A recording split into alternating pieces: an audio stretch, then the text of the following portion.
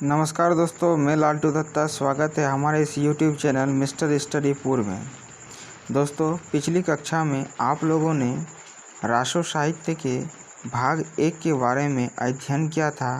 आज हम लोग हिंदी साहित्य परंपरा को आगे बढ़ाते हुए रासो साहित्य के भाग 2 के बारे में अध्ययन करेंगे। दोस्तों, हिंदी साहित्य से संबंधित वीडियो पाने के लिए हमारे इस चैनल को सब्सक्राइब कर दीजिए और साथ ही बेल आइकन को प्रेस कर दीजिए और वीडियो अच्छा लगे तो लाइक और शेयर ज़रूर कर दें। तो आइए वीडियो को शुरू करते हैं।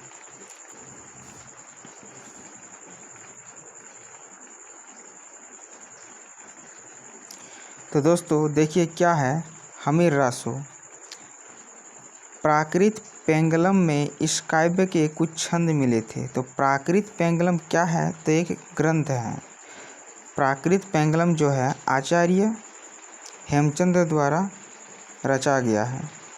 ये बहुत इम्पोर्टेंट क्वेश्चन में आता है। जो नेट का क्वेश्चन जो होता है उसमें ये पूछा जाता है कि प्राकृत पेंगलम के रचनाकार कौन है। तो प्राकृत पेंगलम के रचनाकार आचार्य हेमचंद्र हैं।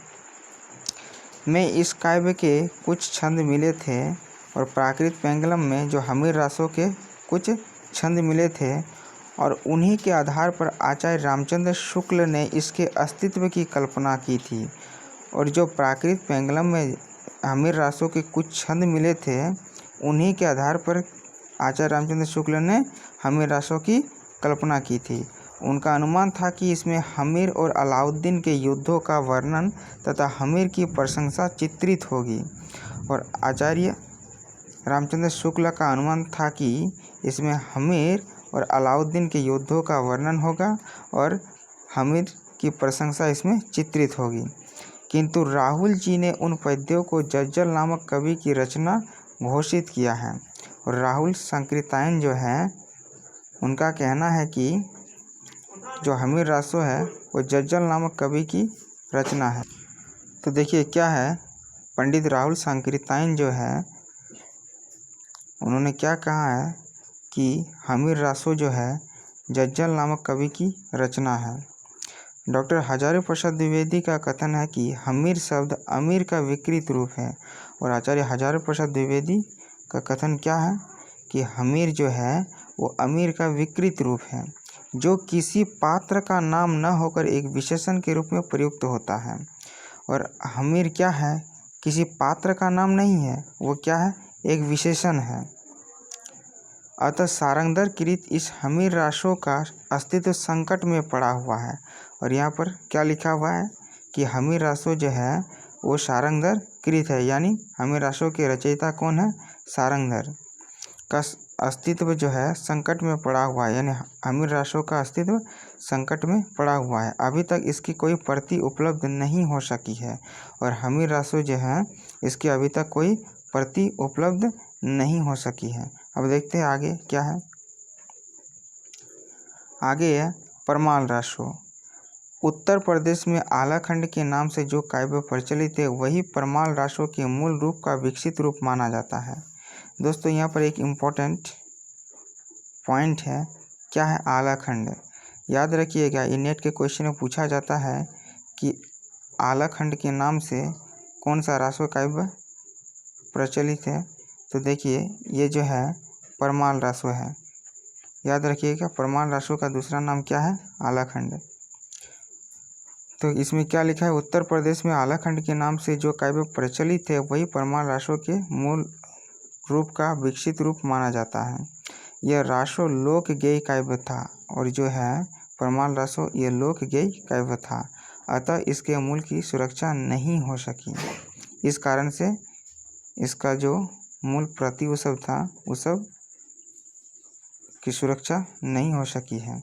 इसमें अनेक अंश बाद में जोड़े गए हैं और परमाल रासो में जो अनेक अंश जो थे वो बाद में जोड़े गए तथा अनेक अंशों में वर्णन और भाषा संबंधी परिवर्तन किए गए हैं। धीरे धीरे आला लोकगीत की एक शैली ही बन गया।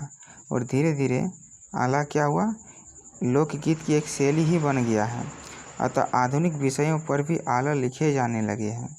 प्राचीन हस्तलिखित प्रतियों के अभाव में मौखिक रूप में उपलब्ध आलाखंड के आधार पर प्रमाण राशों के साहित्यिक रूप के विषय में कुछ भी कहना कठिन है। क्या है? प्राचीन हस्तलिखित प्रतियों के अभाव में, यानी जो है प्रमाण राशों के एक भी प्रतियां उपलब्ध नहीं है। इस कारण से मौखिक रूप में उपलब्ध आलाखंड के आधार पर, जो मौखिक रूप में उपलब्ध आलाखंड है उसके आधार पर प्रमाण राशों के साहित्यिक स्वरूप के विषय में कुछ भी कहना कठिन है। 1865 ईस्वी में चार्ल्स इलियट ने जिस आलाखंड का प्रकाशन कराया था, यानी चार्ल्स इलियट जो है 1865 ईस्वी में आलाखंड का प्रकाशन कराया था, वो मौखिक परंपरा पर ही आधारित है। इसी प्रति के आधार पर डॉक्टर श्याम सुंदर दास ने प्रमाण राशों का पाठ निर्धारित किया और इसी प्रति के आधार पर, यानी चार्ल्स इलियट द्वारा प्रकाशित आलाखंड के आधार पर डॉक्टर श्याम सुंदर दास ने प्रमाण राशों का पाठ निर्धारित किया और उसे नागरिक प्रचारण सभा से प्रकाशित कराया। क्या है? इस नए रूप में उपलब्ध प्रमाण राशों यद्यपि सर्वथा प्रमाणिक कृति तो नहीं है, और जो चार्ल्स इलियट द्वारा प्रकाशित आलाखंड है उसके आधार पर जो डॉक्टर श्याम सुंदर दास ने प्रमाण राशों का पाठ निर्धारित किया था और जिसे नागरिक प्रचारिणी सभा से प्रकाशित कराया गया था, वे क्या है?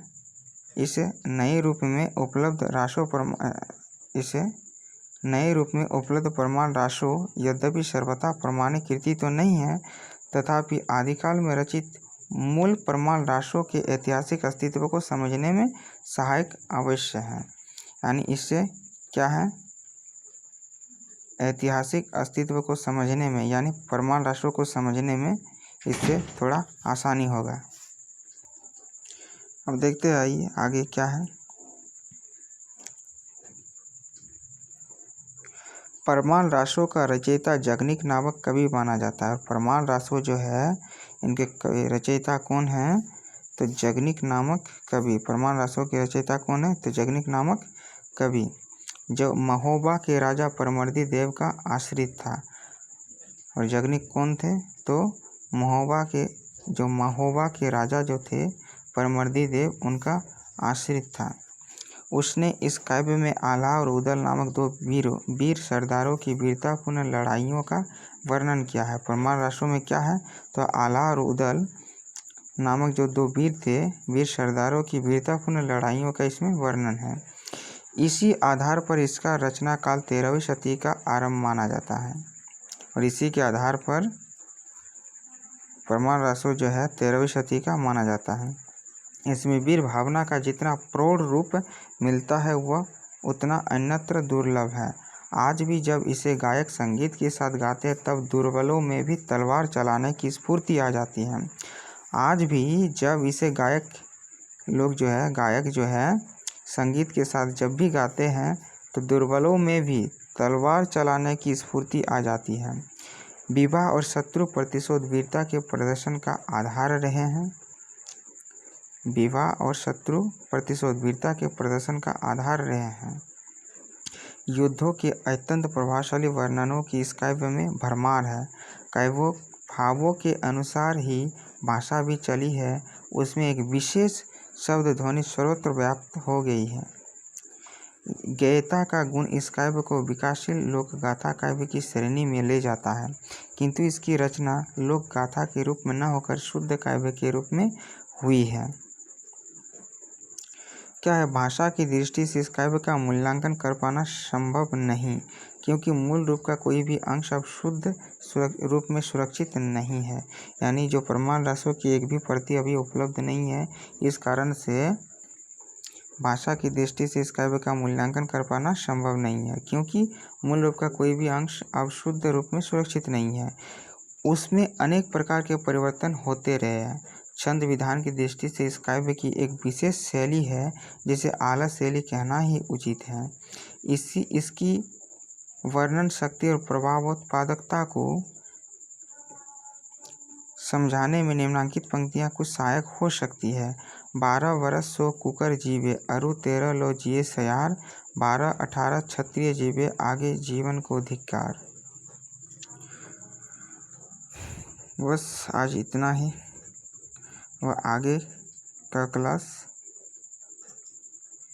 में हम लोग पृथ्वीराज रासो के बारे में पढ़ेंगे। तो ठीक है, आज के लिए इतना ही। धन्यवाद।